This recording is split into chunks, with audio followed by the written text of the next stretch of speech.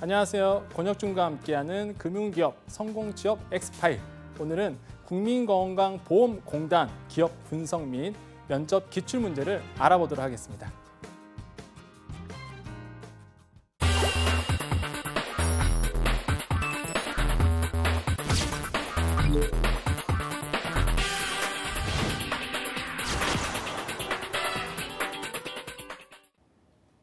자, 오늘은 국민건강보험공단인데요. 그래픽 보시면 아시겠지만은 국민건강보험이잖아요. 그래서 뭔가 현미경 모양으로 좀 준비를 해봤습니다. 굉장히 좀 이뻐서 준비를 해봤는데, 자, 그만큼 좀 미시적으로 들여다보자라는 의미이고요. 자, 한번 건강보험공단의 어떤 기업 분석, 공단의 분석과 그다음에 실제로 나왔던 기출 면접 문제를 통해서 또 예상보 문제도 한번 생각해 볼 수 있겠고요. 그다음에 조금 더 깊게 우리 공단에 대해서 알 수 있겠죠. 그래서 한번 들어가 보도록 하겠습니다. 자, 들어가기 앞서서 이거 한 번만 좀 말씀을 드릴게요. 공기업의 변화가 있었죠. 18년도에. 아마 그 공공기업, 그러니까 공기업을 준비하시는 취준생 분들이라면 이미 알고 있는 사실일 거예요. 하지만 이제 좀 준비하신 분들이라든지 아니면 정보가 많이 없으신 분들을 위해서 좀 쉽게 좀 설명을 해드리겠습니다. 18년도 공공기관의 지정이 변동이 됐습니다. 이게 17년도에서 18년도로 변동이 되면서 숫자가 더 늘었죠. 그런 다음에 공기업과 준정부기관이라든지 소속된 공단, 공기업들 좀 변화들이 사실 일어났어요. 그래서 취업 세계 이쪽 필드에서는 조금 공공기업을 준비하신 분들에게는 굉장히 큰 화제였었는데, 자, 한번 볼게요. 어떻게 바뀌었는지. 자, 신규로 들어온 데가 있고 해제된 데가 있고 유형 변경이 된 곳이 있는데, 재밌는 게 이제 강원랜드 같은 경우에 산업부의 강원랜드 같은 경우에는 기타 공공기관에서 시장형 공기업으로 변화가 됐습니다. 그래서 한간에는 더 좋아진 거 아니냐, 이래서 이제 공기업이니까 시장형 공기업이니까 더 좋아진 거 아니냐. 그런데 공기업을 분석을 하실 때는 그렇게 보시면 안 되죠. 아마 공기업에 대해서 사실 많이 알고 계신 분들 아시겠지만 시장성 공기업으로 올라갔다는 얘기는 뭐예요? 정부, 말 그대로 중앙정부의 규제를 더 많이 받는다는 뜻입니다. 강원랜드가 사건 사고가 많았어요. 사실 사건 사고가 많다 보니까 안 되겠다 이거죠. 안 되겠다. 니네 너무 자율권을 주니까 이제 안 되겠다. 그래서 시장성 공공형으로 와서 공기업으로 와서 정부, 중앙정부의 어떤 규제를 더 받는, 관리 감독을 더 하게끔 바뀌었죠. 반대로 보시면 한국관광공사 같은 경우에는 준정부 기관으로 바뀌었죠. 그래서 어떻게 되겠어요? 반대의 의미로 좀 이해하시면 되겠죠. 그래서 아마 꼭 오늘 건강보험공단뿐만 아니라 그냥 공기업을 준비하시는 분들이 이 방송을 보신다면은 그랬구나, 이래서 바뀐 거구나라고 아실 거고요. 그다음에 내가 관심 있는 기업, 내가 가야 할 기업들이 이렇게 좀 변화가 됐구나라는 사실 우리가 알 필요가 있겠죠. 이거는 또 내년에 또 바뀔 수도 있습니다. 그래서 이거는 좀 팩트 있게 좀 제가 자료를 드렸어요. 그래서 꼭 기억해 주시고요. 그러면 이제 공공기관에 대한 정리를 여기서 좀 하고 끝내고, 이제 실제적으로 이제 건강보험공단에 대해서 우리가 좀 알아야 되겠죠. 그래서 공단을 분석을 해보겠습니다. 자, 기관 설립일은 2000년 7월 1일이다. 그리고요, 설립 목적 중요하죠. 왜냐하면 공공기관이기 때문에 굉장히 설립 목적이 중요합니다. 자, 보시면요, 국민보건 향상과 어떤 보건 향상? 국민의 질병 부상에 대한 예방, 진단, 치료, 재활과 출산, 사망 및 건강 증진에 대해서 보험급여를, 여기 중요하죠. 보험급여를 실시함으로써 뭘 한다? 국민보건 향상과 한다? 사회보장 증진에 기여함은 물론 일상생활을 혼자서 수행하는 어려운 노인들을 위해서 한다? 노후의 건강 증진과 생활 안전을 도모한다. 뭐를 통해서? 장기 요양 급여를 통해서. 이해되시겠어요? 그래서 여러분 딱 한 문장으로, 그러니까 딱 짧게 공단에 대해서 소개하라 그러면 이것 정도는 좀 암기를 하셔야 돼요, 사실. 그래서 제가 빨간 줄을 쳐드린 게 뭐냐면 키워드거든요. 어떤 키워드가 꼭 들어가야 되냐면 국민보건 향상과, 그죠? 사회보장 증진, 이 포인트 들어가야 되고요. 노후의 건강 증진, 생활 안정을 도모한 요 포인트, 요 키워드가 딱 튀어나와야지만 실제적으로 언어라든지 문장이 매끄럽게 되는 겁니다. 어설프게 여러 가지 단어를 동원해서 설명할 필요가 없어요. 딱 요 세 가지 키워드가 들어가게 되면 딱 설립 목적이라든지 내가 들어갈 이유가 여기에 생기는 겁니다. 그래서 제가 요 포인트 짚어드렸어요. 자, 그다음 공단의 개요 가보겠습니다. 공단의 개요. 여기 보시면요, 이렇게 써 있습니다. 앞에 쭉 같은 얘기였고요. 국민건강보험법에 의거 2000년 7월 1일에 종전의 국민의료보험관리공단과 직장조합을 통합하여 설립된 보세요. 무자본 특수법인입니다라고 공시자료에 설명을 하고 있습니다. 근데 무자본 특수법인이 뭐지? 이러실 거예요. 그래서 제가 한 가지만 한번 보여드릴게요. 실제 손익계산서거든요. 공단의 손익계산서인데 보세요. 13년, 14년, 15년, 16년 그래서 17년 결산 나왔습니다. 자, 수익 볼게요. 매출액이 70조입니다. 그래서 제가 예산이라고 적는 이유가 있겠죠? 뭐예요? 세금을 움직이니까 70조 예산인데 보세요. 순매출 가고 매출 원가 나옵니다. 매출 원가에 뭐가 나요? 68조 5천억이에요. 68조 5천억. 쓴 돈이죠. 쓴 돈. 판관비 납니다. 판매 관리비. 이게 뭐예요? 1조 한 3천억 정도. 무슨 얘기예요? 돈 다 써요. 돈 다 써. 이게 만약에 보통 일반 기업이라면 말도 안 되는 겁니다. 남기는 게 없잖아요. 남기는 게. 뭔가 남겨야 이윤이 되고 그거 가지고 뭔가 활동을 할 텐데 보세요. 남는 게 없어요. 남는 게 3천억 딱 남았습니다. 남는 게 3천억. 무슨 얘기예요? 이윤을 창출하는 기업인가요? 건강보험공단이 뭔가 이윤을 남겨야 되는데요? 아니죠. 뭐예요? 공공기관이잖아요. 공공기관의 특성, 예산을 받아서 예산을 다 써버립니다. 써야 돼요. 왜? 그만큼 사업을 잘했다는 얘기거든요. 특수법이라는 게 이런 겁니다. 공공의 목적을 띠고 뭐예요? 특수법이. 우리나라의 어떤 건강 증진을 위해서 장기 요양보험으로 뭐예요? 노후의 증진, 장년 세대의 어떤 노후 보장. 그러다 보니까 뭐예요? 이윤을 남길 필요가 없는 거죠. 그럼 아시겠죠? 어떤 특성이 있는지. 우리가 면접이나 그래서 제가 강조드린 게 뭐냐면 면접이나 필기나 뭐 이런 걸 준비하실 때요. 제발 좀 공공기업 같은 경우에는 일반 기업의 마인드로 가시면 안 돼요. 사실. 여기 재무제표 보시면 딱 답이 나오잖아요. 그냥. 이윤을 남기겠다. 이게 목적이 아닌 겁니다. 뭐예요? 공공의 어떤 공공성. 그죠? 나라에 이바지하는 것. 이런 마인드예요. 이런 마인드가 있어야죠. 단순히 막 이윤을 어떻게 내겠다. 어떤 전략을 가지고 이게 아니라는 사실 재무제표만 봐도 딱 나온다는 거 아시겠죠? 그래서 제가 말로 설명 안 드립니다. 이렇게 근거. 딱 포괄 손익계산서만 보면 답이 나오잖아요. 그래서 딱 우리가 팩트를 아셔야 되겠다라고 말씀드립니다. 그래서 다시 한번 볼까요? 무자본 특수법인입니다. 됐고요. 자, 본부는 강원도에 있다는 사실, 원주에 있다는 사실 알아둘 필요가 있겠습니다. 그럼 다음으로 가볼까요?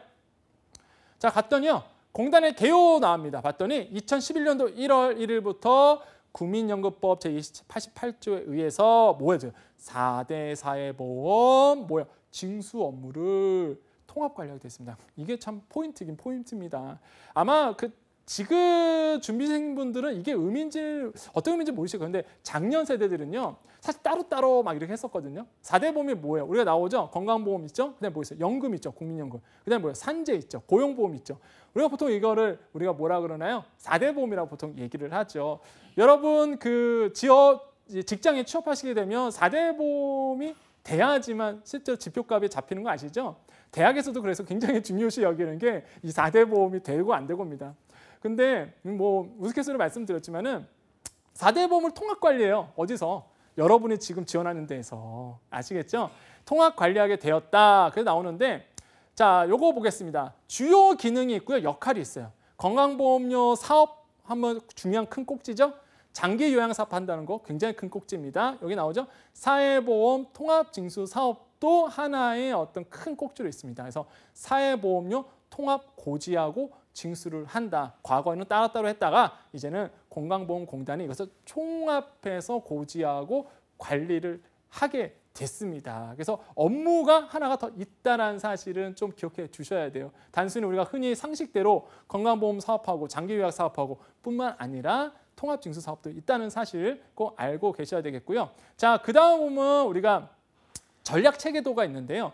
자, 여기서 뭐 보시면 당연히 기본적인 소양이겠죠. 근데 요거 경영 방침이라든지 핵심 가치는 좀 우리가 알고 계셔야 돼요. 특히 핵심 가치, 희망과 행복, 소통과 화합, 변화와 도전, 창의와 전문성 이 네 가지는 우리가 꼭 기억해 주셔야 되고 경영 방침, 국민에게 봉사하고 건강보험료 하나로 삶의 질을 기여한다, 함께 성장하는 파트너다. 이렇게 경영 방침까지도 우리가 기본적으로 좀 알고는 계셔야 되겠다. 충분히 우리 똑똑한 우리 친구들이니까 우리 학생들이니까 준비생분이니까 충분히 이 정도는 알 수 있겠죠. 그래서 이 정도만 아시면 요거는 좀 되겠고요. 자, 그다음 임직원 수 잠깐 볼게요. 임직원 수 쭉 볼게요. 봤더니요. 정규직 보통이 14,000명 정도 됩니다. 14,000명. 뒤에 보이는 거는 콤마예요. 세미콜론 아니고. 자, 콤마인데 보시면 14,000명인데 보시면 이 정도 이면이 되는구나. 근데 중요한 게 여기입니다. 여기. 자, 여성 인원 볼게요. 여성 인원. 자, 임직원 총계 A, B, C 플러스인데 A는 임원이고요. B는 뭐 정규직이고 무기계약직 다 포함해서 임직원 총계가 14,000명인데 여성 인원이 6,000명 정도가 돼요. 근데 저는 이거 보면서 뭘 느꼈냐면 공공기관에서 굉장히 애를 많이 쓰고 있다는 거를 저는 여기서 느껴요. 그러니까 물론 50%는 안 됩니다. 50%는 안 되지만 지금의 그 여성 채용 인력을 늘리고 있는 사실은 분명히 맞거든요. 표면 보시면 아시겠죠? 매년 이렇게 늘리고 있는 상황 지금 보이시죠? 그래서 건강보험공단이 여성 취업자들을 늘리려고 많이 노력하고 있다는 사실은 우리가 요 여성 어떤 이용, 채용 현황을 보면 좀 우리가 알 수 있겠다. 보시고 자, 그다음에 연역 보겠습니다. 연역. 이거 다 알 필요 없어요. 알 필요 없고 제가 짚어드린 것만 의미만 아시면 되겠습니다. 첫 번째로 의료보험법 개정됐다는 거 63년도에 그다음에 100인 이상 사업자 의료보험 적용 확대됐다는 거 이게 81년이었는데 여기 보면 공단 출범했죠.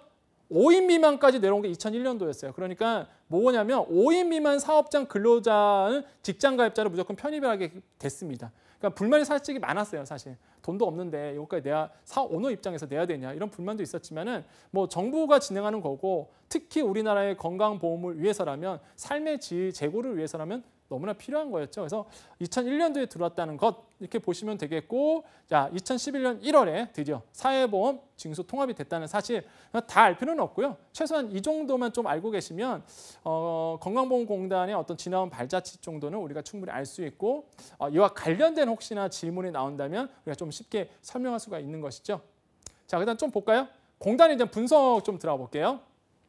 이거는 뭐 면접을 위해서 제가 준비한 건 아닙니다. 사실 면접을 준비한 게 아니라 그냥 이 방송을 보시는 이제 국민건강보험공단에서 관심이 있어하고 내가 여기는 좀 어떨까라고 이제 말 그대로 조금 흥미로 보시는 분들이 있을 거예요. 굉장히 많거든요. 그런 분들이 내가 여기 도전할 수 있을까? 아니면 도전해 볼까? 근데 자, 임금을 말씀드리면 도전할 의욕이 엄청나게 생길 겁니다. 자, 볼게요. 임금을 봤더니 평균 보세요. 평균 봤더니 2017년도 결산을 봤더니 얼마인가요? 1인당 평균 보석이 한 6,200만 원 정도가 되죠. 그죠? 남성이 어떻게 되나요? 한 6,800. 여성이 5,400만 원. 참 안타까워요. 네, 이런 거 보면 좀 안타깝죠? 어떤 게 안타깝죠? 평균 보수액은 6,200만 원인데 남성이 한 6,800이에요.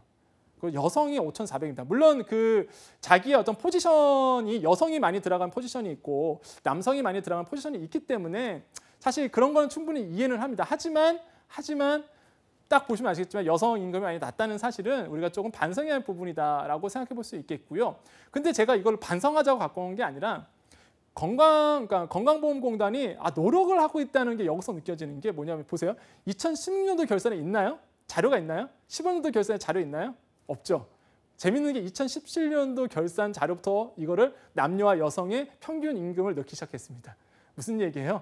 트렌드가 변하고 있다. 사회가 변하고 있다. 이런 것도 그냥 재미있게 좀 굉장히 재미있게 알 어떤 포인트라고 말씀드려요.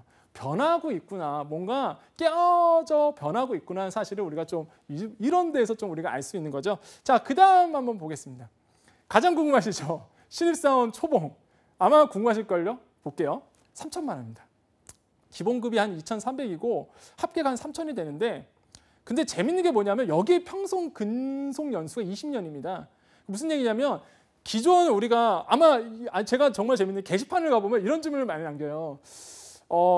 우리나라 민간 대기업과 우리나라의 어떤 공기관을 둘 다 합격했나 봐요. 그랬더니 어디가 좋을까요?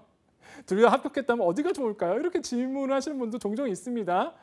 근데 뭐 답변이 정말 강하네요. 어떤 분들은 당연히 뭐 큰 대기업 아니겠느냐, 어떤 분들은 또 공공기업이 아니겠느냐 이렇게 하시는데 이건 뭐 개인의 판단이겠지만은 우리가 팩트를 말씀드리면 공공기관 같은 경우는 근속연수가 최소 20년 다 이상입니다. 평균이. 그러고요. 보통 우리가 결산으로 보면은 초봉이 3,000이잖아요. 적당히 느끼시잖아요. 그럼 누겠어요? 오래 다니잖아요. 그러면 우리가 이게 신문 기사에도 뭔가 재미있는 어떤 한 기자가 뭔가 계산을 했나 봐요. 재미있게 통계를 냈는데 총 금액으로 따지면 공공기관 훨씬 낫다는 거죠. 왜냐하면 민간기업 같은 경우에는 뭐가 되나요? 언제든지 나올 수도 있고 명퇴라는 게 있는데 초봉은 작지만은 그다음에 임금은 작지만은 뭐가 되겠어요?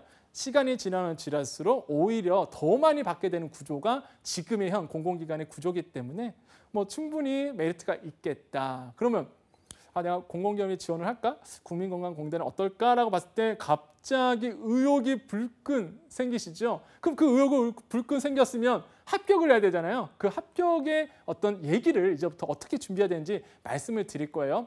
자, 신규 채용 이거는 그냥 재밌게 보시라고 갖고 나온 자료고 점점 늘고 있다는 것만 이해하시면 되겠습니다. 자, 드디어 나왔어요. 면접 기출 나왔습니다. 면접 기출. 이제는 들어가야 되잖아요, 우리. 자, 면접 기출. 질문이 뭐냐면 이런 거였어요. 고령화 시대에 국민건강보험공단이 어떻게 해야 되는가? 이게 정말로 면접 질문에 나왔었거든요. 그러면 자, 두 가지를 좀 보셔야 돼요. 두 가지. 좀 되게 어려운 얘기도 하면서도 꼭 알아야 되는데 첫 번째로 18년도 4월 25일에 국민건강보험공단이 이런 자료를 발표를 했습니다. 건강보험 보장률을 이거 발표를 했는데 보시면 숫자 2 가볼게요. 자, 노란 선이 뭐예요? 전체죠. 보장률이라는 건 뭐예요? 건강보험 보장률. 뭐예요? 그렇죠? 건강보험료로 뭐예요? 우리의 건강에 의료비를 뭐예요? 책임져 주는 거죠. 보장률이 0.8% 뭐예요? 감소가 됐습니다. 16년도에. 이게 18년도 4월에 나온 발표했던 자료예요.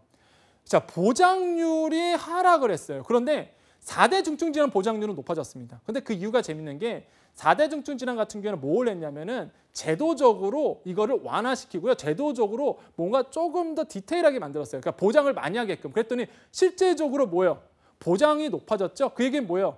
4대 중증질환에 걸려도 뭐가 되겠어요? 나한테는 부담이 많이 없고 건강보험료로 어느 정도 책임이 져준다라는 얘기죠. 그럼 뭐겠어요? 나의 삶의 가치는 높아진다, 떨어진다? 높아지는 거죠. 왜? 돈이 안 들잖아요. 나라에서 건강보험료로 어느 정도 삶의 가치를 제고해 주잖아요. 근데 평균 전체로 봤을 땐 떨어졌다는 게 문제입니다. 4대 중증질환 높아졌는데 전체적으로 떨어졌어요. 근데 재밌는 게 뭐냐면 자, 네 번째로 가볼게요. 숫자 4 보면 비급여 진료가 늘었어요. 대신에. 비급여 진료는 뭐죠? 그렇죠. 급여가 안 된다는 얘기예요. 무슨 급여? 보장을 못 받는다는 얘기입니다. 건강보험료로 책정을 안 하고요. 내 돈을 냈다는 얘기예요. 병원 가서 내 돈을 냈던 그 비용, 항목들이거든요. 이게 높아졌어요. 정리하면은 보장률은 내가 보장을 못 받는 건 떨어지고 보장받는 건 떨어지고 내 돈을 많이 냈어. 그 얘기는 뭐예요? 본연의 국가의 의무가 안 한다는 얘기입니다. 이거는 어느 정도 사회보장제도가 잘 돼 있는 나라 같은 경우에는 어떻게 돼 있어요? 보장률이 굉장히 높아요. 실제로 내 돈을 잘 안 씁니다. 어느 정도 삶의 제고를 위해서, 가치 제고를 위해서 정부가 어느 정도 보장을 해주죠. 그런데 이런 거에서 그래서 지난해 8월에 뭐가 있어요? 건강보험 보장성 확대 대책을 냈습니다. 이게 뭐예요? 바로 문재인 케어입니다. 문재인 케어. 우리가 문재인 케어 많이 듣죠? 문재인 케어, 문재인 케어. 무슨 세미나를 가도 문재인 케어. 물론 이런 건강보험공단과 관련된 세미나겠죠? 취업 설명회 가도 문재인 케어 많이 들어요. 문재인 케어가 뭐예요? 이러한 이유 때문에 이러한 보장률은 떨어지고 말 그대로 비급여가 늘어나는 상황에서 건강보험 보장성 강화 대책 문재인 케어가 대안이 된다는 얘기죠. 자, 문재인 케어를 정의하면은 모든 의료적 비급여 건강보험권에 편입을 시켜갖고요. 질환별 보장성 혜택을 불형평성을 없애겠다. 그래서 비급여 진료비 발생을 억제시켜서 의료비 부담을 실질적으로 줄이고자 한다. 이게 문재인 케어의 핵심입니다. 자, 또 하나 볼게요. 자, 두 번째 또한 우리가 답변할 수 있는 또 어떤 이슈는 뭐냐면 치매 국가 책임제입니다. 제가 실제적으로 연합뉴스 그 당시 이제 2018년도 신년사입니다. 문재인 대통령이 나오셔서 신년사를 했는데 바로 이때 이제 나왔던 얘기죠. 치매 국가 책임제, 치매 국가 책임제. 이게 뭐냐면 정부가요. 치매 의료비 90%를 건강보험으로 보장하는 내용이 핵심이에요. 무슨 얘기냐면 여러분 아마 주위에 치매에 걸리신 할머니, 할아버지 가정이 있으시면 아실 텐데 정말로 어렵습니다. 왜냐하면 일단은 돈은 둘째치고요. 삶의 질, 그 가족의 삶의 질이 떨어지거든요. 그러다 보니까 정부에서는 이게 단순히 한 가족의 문제가 아니라 이제는 사회적인 이슈고 또 한 가지 뭐예요? 정부의 역할로 끌어들이기 시작했습니다. 굉장히 잘한 거죠. 이런 부분은 굉장히 잘한 겁니다. 그래서 뭐가 되겠어요? 정부에서 어느 정도 책임을 지겠다. 비용에 대해서 90% 건강보험료로 보장을 하겠다는 얘기입니다. 실제적으로 굉장히 잘한 거예요. 그래서 정부는요 가장 먼저 추경을 편성해서 1, 2, 3번 보시죠. 전국 256개의 보건소에 치매 안심센터를 조성하고 그다음 뭐예요? 또한 상반기 현재 정식 개소 10곳과 우선 개소 199곳 있고요. 그다음에 센터장 포함해서 2,318명의 센터 운영에 참여를 하고 있습니다. 현재 그렇게 하고 있어요. 굉장히 잘하고 있고 열심히 이게 하고 있는데 그래서야 결론은 어떻게 됐냐면 복지부에서 따르면 1월 6만 8천 건이었던 등록 건수가 현재 3.7만 건, 그러니까 6배 덤핑했습니다. 그만큼 수요가 있다는 얘기입니다. 그만큼 치매로 인해서 우리 국민들의 삶의 가치가 떨어지고 있다는 얘기예요. 자, 이게 왜 준비가 돼야 되나요? 우리가 이렇게 답변할 준비가 돼야 되죠? 어떤 시대죠, 지금은? 고령화 시대죠. 그렇습니다. 점점 더 우리는 이미 우리 시대에는 사회는 고령화 시대에 진입했고요. 초고령화 시대에 앞두고 있습니다. 무슨 얘기냐면 치매 인구는 점점 더 늘어날 수밖에 없다는 얘기고요. 늘어난 만큼 뭐야? 우리의 국민들의 삶의 가치는 떨어질 수밖에 없다는 얘기예요. 이거를 정부가 뭘 하겠다? 책임져 주겠다. 그러므로 해서 뭐 하겠다? 그거의 핵심 부서가 어디다? 우리가 지금 공부하고 있는 국민건강보험공단이라는 사실. 그래서 실제로 지난해 10월부터 중증 치매 환자 건강보험 산정 특례제도를 적용해서 뭐 하겠다? 보장률 10%로 낮췄다. 그래서 중증 치매 환자 약 24만 명이 부담을 덜게 됐다는 사실. 이 포인트 여러분 국민건강보험공단에서 하고 있다는 사실 우리가 이 정도는 아시겠죠? 그래서 뭐예요? 질문이 만약에 들어옵니다. 질문이 뭐였어요? 처음에 고령화 시대에 그럼 답변할 수 있겠죠? 어떻게 해야 되느냐? 그래서 이렇게 두 가지가 있겠다. 한 가지만 주의할 거. 이거는 굉장히 그 정치나 아니면 이런 것과 좀 맞물려 있어요. 사실 문재인 케어나 이런 거는 우리가 뭐 취업 준비생으로서 이런 거까지 알 필요가 있느냐 하실 텐데 만약에 여건과 야권이 바뀌게 된다면 만약에 똑같은 답변을 해주면 안 되겠죠. 이런 문제는 어쩔 수 없습니다. 뭐 정책을 따라가기 때문에 유도리 있게 우리가 답변을 좀 하셔야 된다는 부분 좀 짚고 넘어갈게요. 자, 그래서 두 번째 기출 가보겠습니다. 두 번째 기출. 건보료 부과체계 문제점 짚어라라고 있는데요. 보니까요. 국민건강보험공단에 따르면요. 지난해 공단에 접수된 건강보험 민원 9,251만 건입니다. 1만 건에 이른다. 근데 대부분의 불만이 뭐냐면 부과 방식이에요. 부과 방식. 근데 이 부과 방식 때문에 민원이 많은데요. 이게 이제 바뀝니다. 사실 이 질문은요. 이제 의미가 없어요. 부가체제 문제점을 말하시오. 이거 문제가 많았기 때문에 예전에 나왔던 거고 7월부터 바뀝니다. 7월부터 이제 요 문제점 때문에 7월부터 체계가 바뀌기 때문에 솔직히 의미는 없어요. 똑같이 질문은 안 나올 겁니다. 하지만 체계에 대해서 우리가 건강보험료 산출 체계에 대해서는 우리가 기본적으로 알아야 되기 때문에 제가 이걸 갖고 나온 거거든요. 자, 소득 중심으로 단계적으로 바뀐다. 이런 거 넘어가고요. 자, 어떻게 바뀌느냐면 바뀌기 전, 그러니까 2018년도 7월 이전의 건보료 체제는요. 직장인은 근로소득을 따졌습니다. 지역가입자는 종합소득, 재산, 자동차, 성, 연령 이런 걸 따라서 책정을 했어요. 그래서 특히 성과 연령에 따라서 따졌습니다. 이게 뭐냐면 평가소득 방식인데 이거 없어집니다. 7월부터. 그래서 어떻게 되냐면 실제적으로 저소득 소득자한테 굉장히 좋아지는 거예요. 그리고 돈 있는 고소득 소득자들한테는 건강보험료를 더 걷겠다는 얘기입니다. 실제요. 돈은 비슷하더라도 버는 돈은 비슷하더라도요. 직장인은 월급에서만 책정됐었죠. 그런데 소상공인들, 가게 주인이라든지 사업을 하신 분들은 주택, 자동차, 자녀 수까지 보험을 따졌기 때문에 퇴사만 했다 하면은 지역가입자로 빠지거든요. 직장가입자가 아니면 지역가입자입니다. 지역가입자 받으면 정말로 부가세가 폭탄이 나옵니다. 재산 많고 차 비싸고 이러면요. 정말 놀라울 정도로 건보료가 폭탄이 나오거든요. 그러다 보니까 불만이 많은 거예요. 직장도 나온 게 서러운데 내가 지역자로 바뀌었는데 갑자기 건보료가 많이 나오니까 불만이 폭주했던 거죠. 그런데 이거를 조금 시스템을 바꾸겠다. 이젠 7월 1일부터 바뀝니다. 개편이 어떻게 되냐면 1, 2, 3, 4번을 좀 읽어보시면 우리가 좀 알 수 있겠고 요거를 좀 포인트로 좀 꼼꼼하게 읽어보셔야 돼요. 자, 결론적으로 어떻게 바뀌었냐면 지역가입자의 보험료는 약 78%가 인하가 됩니다. 지역가입자는 뭐예요? 직장 의료보험 아니신 분들, 직장 안 다니시는 분들, 사업자라든지 이런 분들. 직장가입자 보험료는 99% 내던 대로 그대로 냅니다. 변동이 없다. 1% 뭐예요? 직장에 외에 소득이 있는 분들. 종합소득세를 우리가 보통 2배부사 근영기라고 얘기합니다. 이자소득 뭐 이런 거 있죠. 2배부사 근영기 이렇게 얘기하는데 근로소득 이외의 소득이 고소득자이신 분들, 1%에 해당하는 분들은 건보료를 더 낸다는 사실 기억해 주시고요. 그래서 이러한 차이가 있다. 그래서 한 가지 예만 좀 짚고 하면 좀 이해가 되실 겁니다. 이 건보료 부과체계의 부당성은요, 사실 아마 아실 거예요. 송파 세모녀 사건 때문에 사실 이게 사회적인 아젠다가 됐었습니다. 현재 그 당시에는 월 5만 원을 부담했어요. 소득이 없는데. 왜 그러냐면 37,000원이 소득이 없지만 우리가 아까 평가소득이라고 있었잖아요. 평가소득 때문에 성연령에 따라서 37,000원이 나왔어요. 아니 돈은 못 버는데. 실제로 월세에 매긴 재산보험료는 13,000원이거든요. 아니 돈이 없는데 37,000원이 그냥 선연령에 따라 때문에 그냥 나와버린 거예요. 이게 평가소득이거든요. 이거 부당하다. 이거 말도 안 된다. 그래서 없어진 거예요. 지금 없어졌습니다. 7월부터 없어집니다.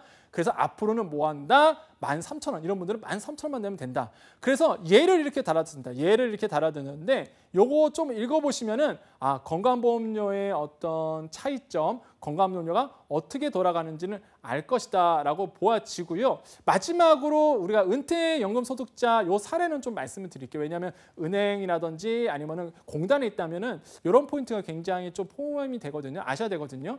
이분 같은 경우에는 연금 소득이 한 3,413만 원이 있고 과표로 따져서 과세 표준으로 시가 7억 원짜리 아파트를 가지고 있습니다. 과표는 3,066만 원이고 660만 원이고 시가로는 7억이죠. 근데 이분들은요. 과거에는 뭐가 됐어요? 아들의 피부양자로 들어가면은 이게 뭐였어? 돈을 안 냅니다. 건강보험료는. 영원 나왔어요. 영원. 그런데 이제는 뭐다? 이런 분들은 뭐다? 앞으로는 15만 원 정도가 부담이 된다. 개편된 건강보험료에 의해서. 왜? 돈이 많잖아요. 재산이 있죠? 이런 분들에게 더 걷는다는 얘기입니다. 그래서 우리가 이렇게 건강보험료의 부가체계 지문이 나온다면 이렇게 좀 정리할 수가 있겠죠. 그래서 오늘은 건강보험공단에 대해서 이제 기업 분석과 그다음에 앞으로의 트렌드들 또 바뀌는 제도에 대해서까지도 알아봤습니다.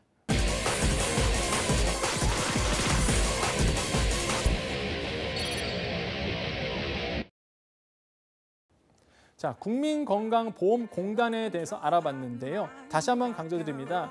일반 금융권 마인드로 가시면 안 된다는 것. 이곳에는 공공성이라는 게 항상 있기 때문에 더 거시적이고 더 사회적인 담론을 담아서 면접을 준비하시는 것이 취업자 입장에서 굉장히 유리하다는 말씀을 드리면서 오늘은 건강보험공단에 대해서 알아봤습니다.